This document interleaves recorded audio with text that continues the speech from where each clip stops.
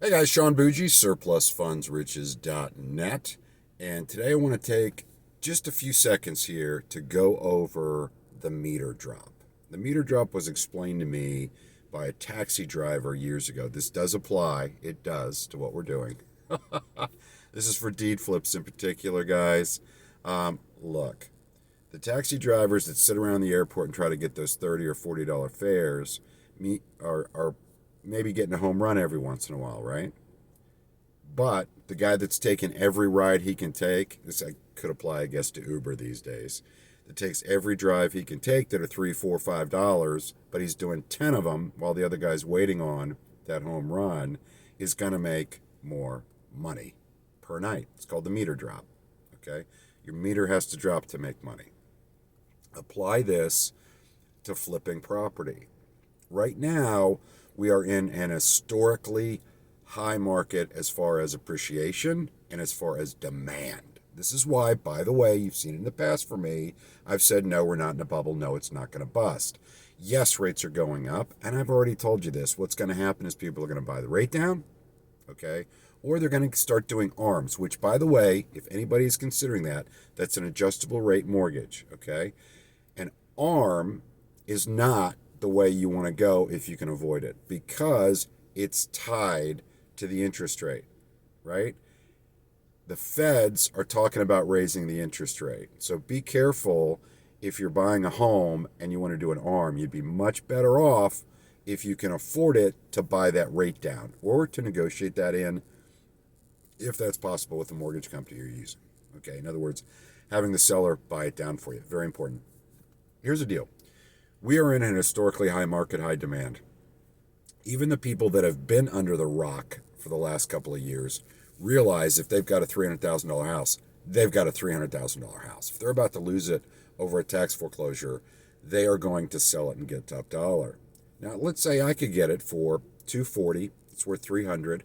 I could get it for 240, and then you factor in the fact that maybe I've got to put 10,000 in past due taxes. I've got to pay that off. I'm at 250. I've got closing costs, and of course, I'm going to resell it. Let's call that 260. If I resell it to an investor and he's going to want to make 30, I'm going to make 10,000. People go, oh, that's great, $10,000. Guys, if I was to pay off a piece of junk, boarded up, falling apart for 2,000 in taxes and 3,000 to the owner, and I can flip that for $35,000 to $40,000, now I've made around 30 grand. Triple the amount for a piece of junk.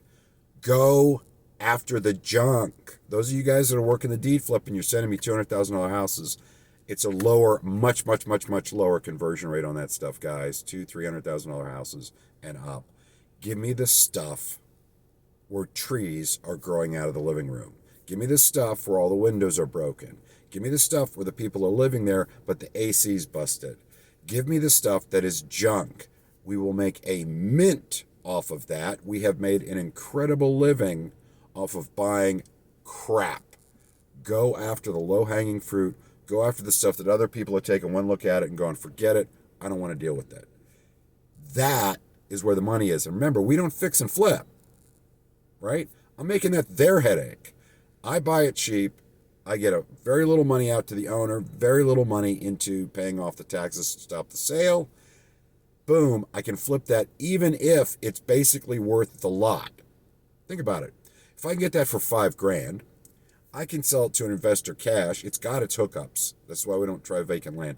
It has its hookups, electrical, water, sewer, gas, whatever. It has all the hookups. Okay?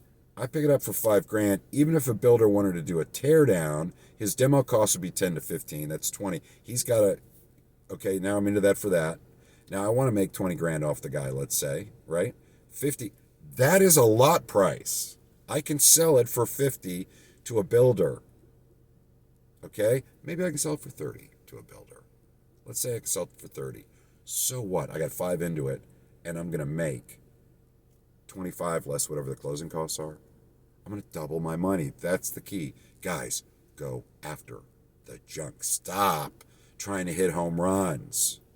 You win the game with singles, doubles, and triples, okay? You don't win the game trying to home run it every freaking time. Go after the low hanging fruit.